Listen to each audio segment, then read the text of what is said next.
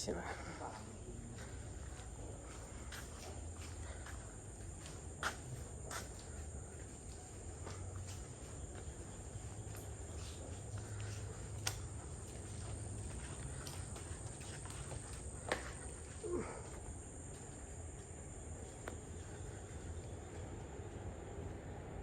นี่จะเป็นห้องโถง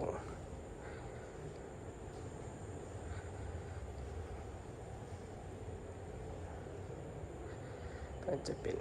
ห้องนอนก็จะเป็นห้องนอน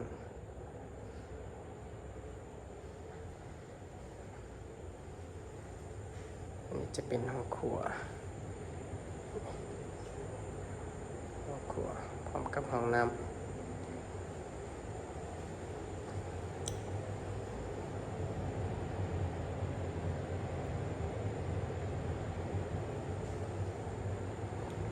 จะเป็นห้องอาบน้ำ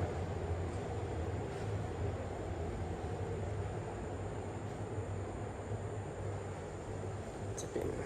ค่ะจะเป็นตั้งบ้าน